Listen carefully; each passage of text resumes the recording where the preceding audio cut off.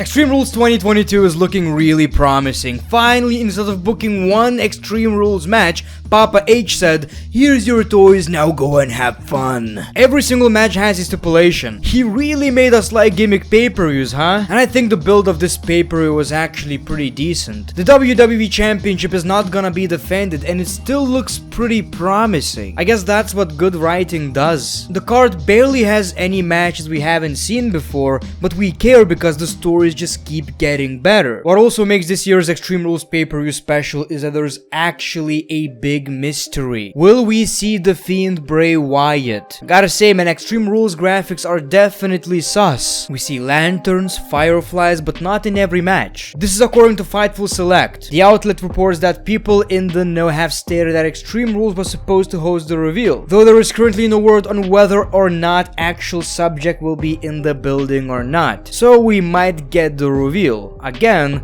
don't get your hopes up. Sadly, it's not gonna be Bunny. What I'm trying to say is WWE did a great job with Extreme Rules. The build was great, the match card looks awesome, and there's also mystery. One thing I don't like about this pay-per-view though, and I've just realized that, we don't have any mid-card championship matches. Bobby Lashley is not defending his United States Championship, Gunther is not defending his Intercontinental Championship, and that kinda sucks because, you know, Triple H actually proved that he cares about these championships, so it's kind of a shame that we don't have these matches. As a matter of fact, we only have 6 matches on the show, I believe. Then again, should I be really complaining? It's been proven time and time again, the less matches we get, the more enjoyable the pay-per-view is. I'm just saying though, it kinda sucks we don't have mid-card championship matches on the show. Let's talk about Extreme Rules 2022 and make our predictions. The Brawling Brutes versus Imperium 6-man tag team. Good old-fashioned What the fuck? Donnybrook?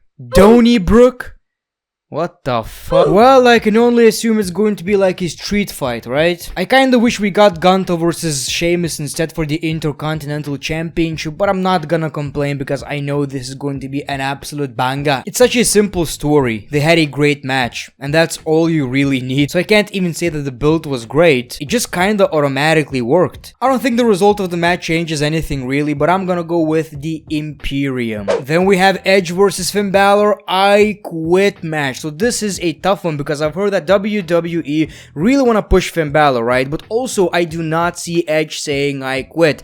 Why is he high? What is happening right here? Well, anyway, the story is simple. Edge created the Judgment Day, he got betrayed, and now he has to end the Judgment Day. The story is absolute chaos, really. I mean, we have Rey Mysterio feuding with his own son, we have Edge and AJ Styles who will have to kind of work together, even though that's how the whole Judgment Day thing started. In my opinion, it's really good, and just like I've said, you gotta appreciate every single Edge appearance in the WWE right now because we don't know for how long we're going to see Edge. I think he said a few months ago that he wants to retire next year in Canada, so that sucks. It's really tough to predict this match, but I was joking around in my Raw review that Rhea Ripley is going to get Beth Phoenix and Edge will have to say I quit just because he has to save his wife. I was joking around, but that actually feels like a great prediction, so I'm gonna go with it. Finn Balor is taking the W. Drew McIntyre versus Karrion Kross. Trap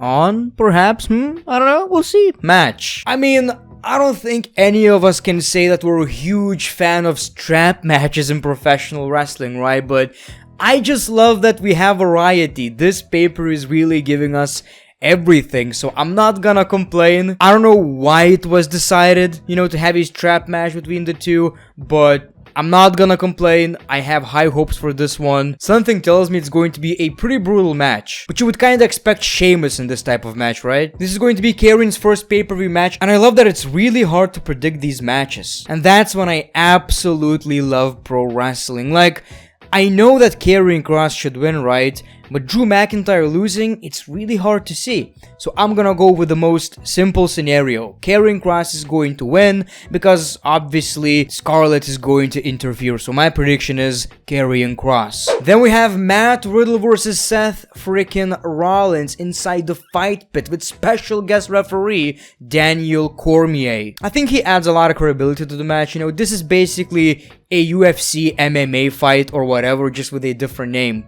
pretty much. And I love that, you know, it's Matt Riddle's playground. It's something we haven't seen before on the main roster, or at least in many years. And it just kinda makes sense. This is so personal that it's no longer about wrestling. They just wanna fight. No ring ropes, no BS. The only way to win is submission or KO. The story is really good because it has some realism. We all know that these two don't get along. So when they break the fourth wall, it just feels a bit more real. I believe this is going to be their last match because Seth Rollins is challenging Bobby Lashley for the United States Championship next week. So my prediction is going to be, I guess, Riddle. Like I've said, it's really hard to predict these matches, but it's his playground. Riddle is taking the W, and then they move on to other things. Raw Women's Championship match. Bianca Belair versus Bayley in a ladder match. Like I've said before, I didn't really like the story that much. I was expecting a little bit more, but I loved Bayley's promo on Raw. I honestly wouldn't mind any result. I feel like Bayley winning the championship is great. Bianca retaining is great. When it comes to my prediction though, I think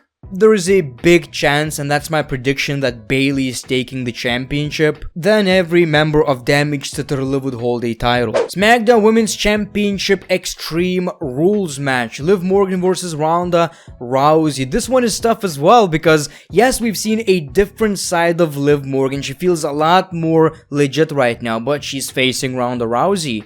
She beaten Ronda twice, and now, do you honestly believe Ronda is going to lose again? It's as simple as that, man. I'm gonna go with Ronda Rousey. That's my prediction. Now, I also believe there is a big possibility we might see Charlotte Flair or Becky Lynch returning. So there's always that, but I don't think it's gonna really have big impact on the match or the result. It's Ronda Rousey versus Liv Morgan, right? I mean, Ronda can beat Liv's ass, let's be honest right here. And obviously the big question is, will we see Bray Wyatt? It's a 50-50 really. You know, if I would be a betting man, I would say we're going to get a lot of teases, QR codes and all of that BS. But this is a pay-per-view, so there's a big possibility.